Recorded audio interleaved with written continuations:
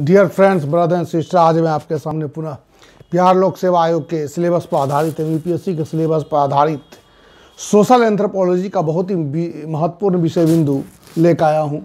विवाह चैप्टर। आज मैं विवाह चैप्टर 20वां क्लास से विवाह चैप्टर शुरू कर रहा हूँ। अच्छे से सुनिएगा, समझिएगा। इस पर कम से कम तो हमको लगता है कम से कम 20-22 वीडियो है जो है, सबको देखिए, तब पूरा सिलेबस विवाह चैप्टर का बहुत बड़ा चैप्टर है सोशल एंथ्रोपोलॉजी का। इसको बढ़िया से समझिए, देखिए, पढ़िए। चलते हैं डिफिनेशन की ओर, विषय बिंदु की ओर। परिभाषा क्या है? परिभाषा में मैंने लिखा है कि विवाह एक सामाजिक सांस्कृतिक संस्था है जो स्त्री एवं पुरुष को एक विशेष नियमों के आधार पर यौन संबंध स्थापित करने की अनुमति प्रदान करता है। दोबारा सुन लीजिए। विवाह एक सामाजिक सांस्कृतिक संस्था है जो स्त्री एवं पुरुष को एक विशेष नियमों के आधार पर यौन संबंध स्थापित करने की अनुमति प्रदान करता है। इसका मतलब है कि मानव ने अपने यौन संबंधी व्यवहारों को नियंत्रित करने के उद्देश्य से विवाह नामक संस्था की स्थापना की।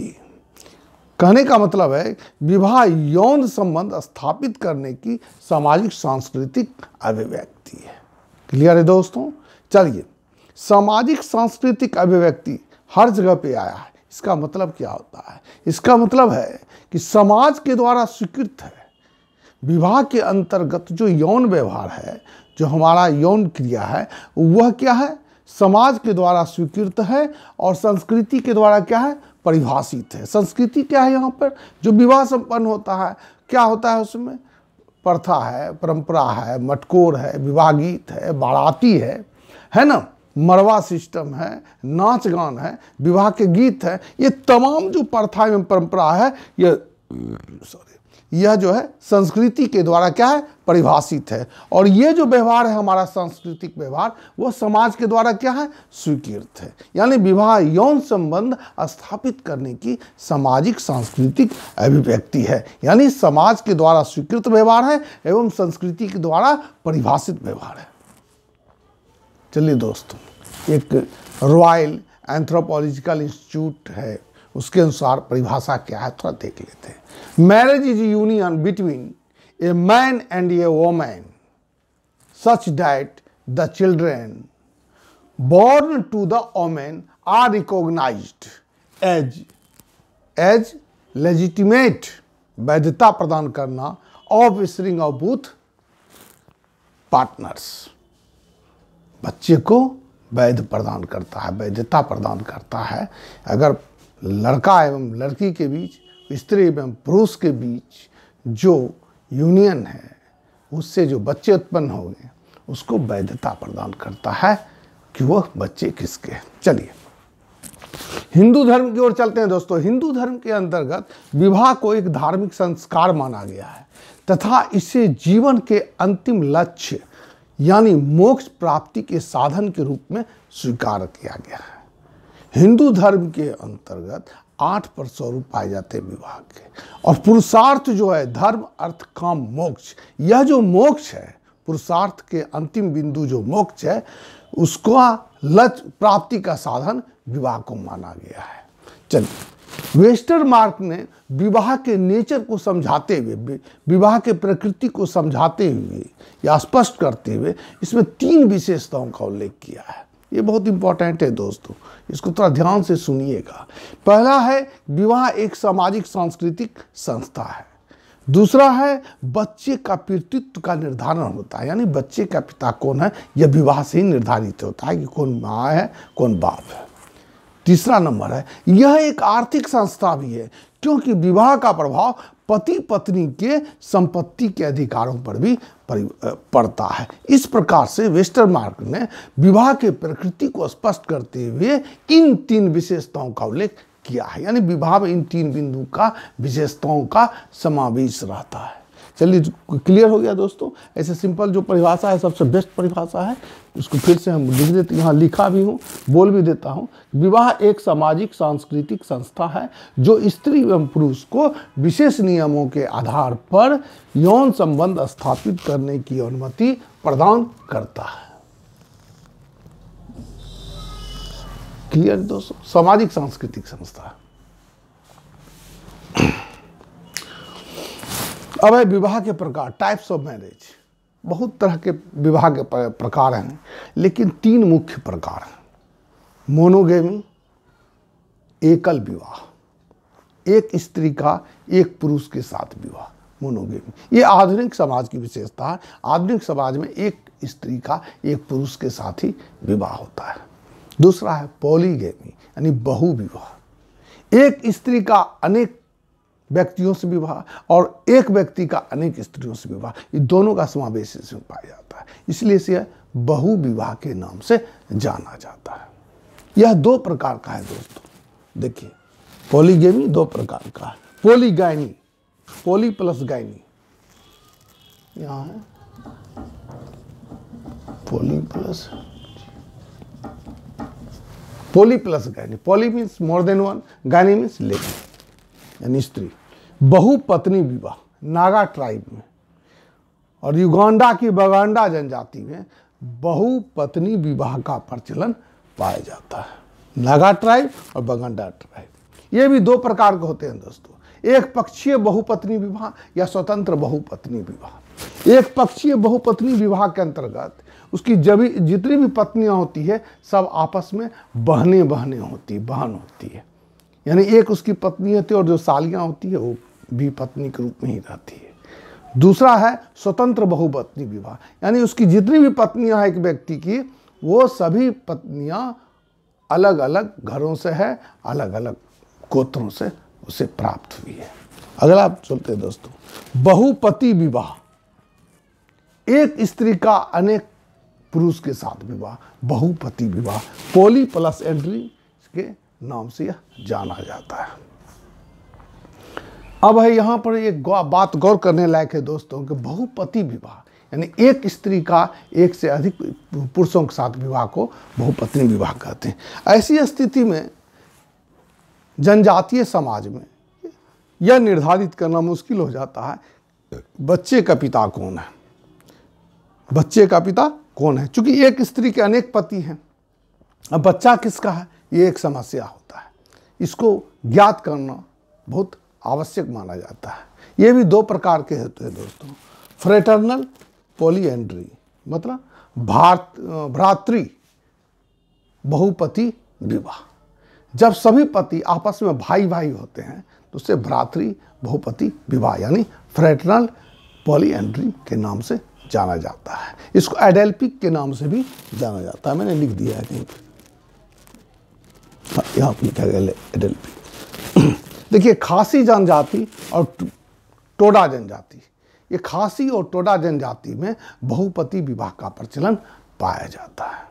अब ऐसी स्थिति में खासी जनजाति और टोडा जनजाति में जब बहुपति विवाह का प्रचलन पाया जाता है तो यहाँ पे बच्चों के पिता का निर्धारण किस रूप से होता है, उसके बच्चे के पिता कौन है, ये चीज़ का जानना बहुत आवश्यक होता है। तो ऐसी स्थिति में क्या होता है, जिस जनजातीय समाज में बहुपति विवाह का प्रचलन पाया जाता है वहाँ पे बच्चों के पितृत्व का निर्धारण सामाजिक सांस्कृतिक रूप से होता है। कैसे होता है, सामाजिक सांस्कृतिक रूप से। अब खस जनजाति में बहुपति विवाह का प्रचलन पाया जाता है तो उसमें सामाजिक रूप से क्या होता है, सामाजिक रूप से उसके बच्चों का पिता कौन है इसका निर्धारण किया जाता है। सामाजिक रूप से कहने क्या मतलब है कि सबसे बड़े बच्चे पर बड़े भाई का अधिकार पाया जाता है सामाजिक रूप से, आनुवंशिक रूप से नहीं होता है, यह सामाजिक रूप से होता है।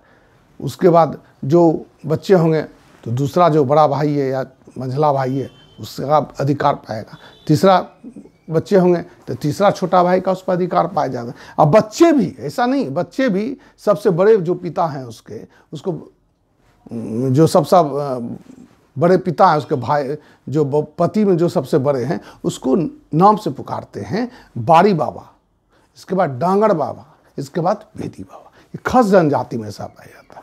टोडा जनजाति में चलते हैं दोस्तों, फ्रेटर्नल पॉलीएंड्री का सिस्टम पाया जाता है। टोडा जनजाति में भी बच्चों के पितृत्व का निर्धारण क्या होता है, सांस्कृतिक रूप से होता है, जिसको परसूत पिमी संस्कार के नाम से जाना जाता है। अब यह परसूत पिमी संस्कार क्या है, तो परसूत पिमी संस्कार के अंतर्गत उसका जो हस्बैंड होता है वह पत्नी के गर्भ के 5वें महीने में धनुष बाण भेंट करता है। इसी को परसुत्पिमी संस्कार के नाम से जाना जाता है।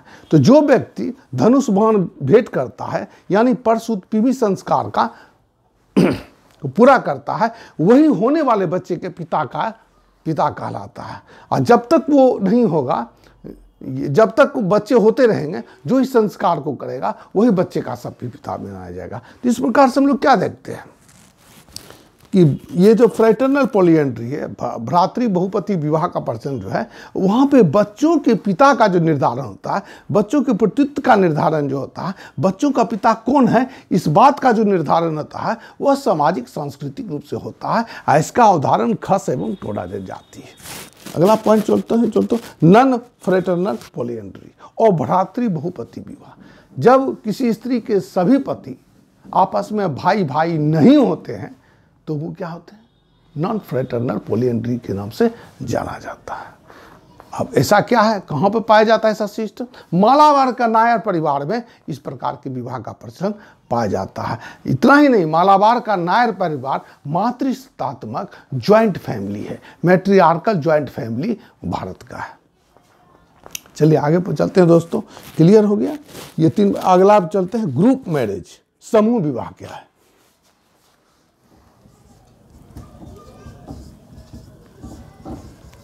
समूह विवाह दोस्तों, मैंने फिगर बना दिया कि एक पुरुष का समूह है, क्लियर है दोस्तों, और दूसरा महिला का समूह है। एक पुरुष समूह जब दूसरे महिला समूह से विवाह संबंध, सामूहिक रूप से विवाह संबंध स्थापित करता है और प्रत्येक पुरुष का प्रत्येक स्त्री पर समान रूप से यौनिक संबंध पाया जाता है, यौन क्रियाकलाप होता है। प्रत्येक पुरुष जिससे चाहे यौन क्रिया कर सकता है, जो महिला चाहे जिस पुरुष से वो यौन क्रिया कर सकती है। तो इस प्रकार का जो विवाह होता है वह समूह विवाह के नाम से जाना जाता है। अब इसका उदाहरण कहाँ है दोस्तों? क्या ऐसा आज भी वर्तमान होता है? ऐसा आज भी वर्तमान में है दोस्तों। श्रीलंका के सिंहलियों में समूह विवाह का प्रचलन पाया जाता है। तिब्बत में 4 भाई मिलकर एक ही स्त्री से विवाह करते हैं और वो उस स्त्री की अन्य छोटी बहनें जो होती है स्वयं उन लोगों की पत्नी बन जाती है। तिब्बत में है, भूटान में भी इस प्रकार की प्रथा पाई जाती है। आगे दोस्तों, यह प्रथा सबसे अधिक ऑस्ट्रेलिया में के जनजातियों में पाई जाती है। मेघालय में है, भूटान में है, इस प्रकार का समूह विवाह का प्रचलन पाया जाता है। चलिए दोस्तों, क्लियर हो गया। मुख्य रूप से 3 प्रकार के विवाह पाए जाते हैं, मोनोगेमी, पॉलीगेमी और ग्रुप मैरिज। एकल विवाह, बहु विवाह और समूह विवाह के रूप में जाना जाता है। अन्य प्रकार, कई प्रकार के विवाह होते हैं जो हम लोग लिख सकते हैं यहाँ पर, जो अन्य प्रकार का है। जैसे क्रॉस कजिन मैरिज है, क्रॉस कजिन मैरिज है ना, ममेरे फुफेरे भाई बहन का विवाह। अगला है पैरेलल कजिन मैरिज, समांतर भाई बहनों के बीच होने वाला विवाह। लेविरेट देवर विवाह यानी पति भ्राता विवाह। सोरोरेट यानी साली विवाह यानी पत्नी भागिनी विवाह के नाम से भी जाना जाता है। लेकिन ये 4 विवाह जो है प्रेफरेंशियल मैरिज के नाम से जाना जाता है, यानी अधिमान्य विवाह के रूप में जाना जाता है। इस पर हम लोग विशेष चर्चा करेंगे, आगे का विषय बिंदु है, अगला एक कंप्लीट क्वेश्चन है। चलिए आगे चलते हैं। इंटरकास्ट मैरिज क्या होता है? अंतर जातीय विवाह होता है। इसे यह भी 2 प्रकार का है दोस्तों, हाइपरगेमी और हाइपोगेमी। हाइपरगेमी को अनुलोम विवाह के नाम से जाना जाता है, इसमें जो और हाइपोगेमी इसको प्रतिलोम विवाह के नाम से जाना जाता है। हिंदू धर्म में प्रतिलोम विवाह की मान्यता नहीं है। कहने का मतलब है हाइपोगेमी के अंतर्गत जो है लड़की उच्च जाति की होती है, लड़का नीची जाति का होता है और उसके बीच जो विवाह संपन्न होता है, इसको हिंदू धर्म में मान्यता प्रदान नहीं की गई है। परंतु भारतीय संविधान के अंतर्गत, समझे, हिंदू मैरिज एक्ट के अंतर्गत यह एक वैधानिक प्रक्रिया है और वह विवाह कर सकता है, उसको पूर्ण कानूनी मान्यता प्रदान की गई है। आगे है कोर्ट मैरिज। कोर्ट में जो विवाह होता है, कॉन्ट्रैक्ट मैरिज भी आजकल चला हुआ है दोस्तों। एक होता है गंधर्व विवाह भी होता है। गंधर्व विवाह आजकल बहुत चलता है। गंधर्व विवाह और लिव इन रिलेशनशिप में बहुत ज़्यादा अंतर नहीं है आज के ज़माने का। तो गंधर्व विवाह क्या है? प्रेम और वासना से वशीभूत होकर किया जाने वाला विवाह। इसमें यौन क्रिया विवाह के पूर्व ही संपन्न कर लिया जाता है, इसलिए इसे गंधर्व विवाह के नाम से जाना जाता है। और एक बहुत ही इंपॉर्टेंट विवाह होता है दोस्तों, उसके बारे में थोड़ा चर्चा करते हैं। उसका नाम है सिंडेसमियन विवाह, सिंडेसमियन मैरिज। ये क्या है? यह एक पुरुष का, इस प्रकार के विवाह के अंतर्गत एक पुरुष का एक ही स्त्री के साथ विवाह संपन्न होता है, परंतु सभी पुरुष का सभी विवाहित स्त्रियों के साथ यौन संबंध स्थापित करने का अधिकार होता है। यह समूह विवाह जो होता है ग्रुप मैरिज के बाद की स्थिति है।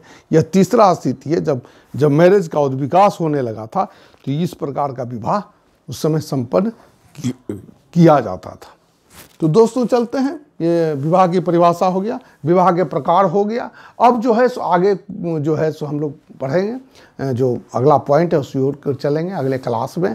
इस क्लास में इतना ही। आप लाइक कीजिए, सब्सक्राइब कीजिए, इसको बढ़िया से सुनिए, देखिए, आपका विवाह चैप्टर कंप्लीट हो जाएगा। मैंने अरेंज करके सारा चीज़ को ये लिख दिया हूँ और बोल भी दिया हूँ। तो धन्यवाद। इसके साथ ही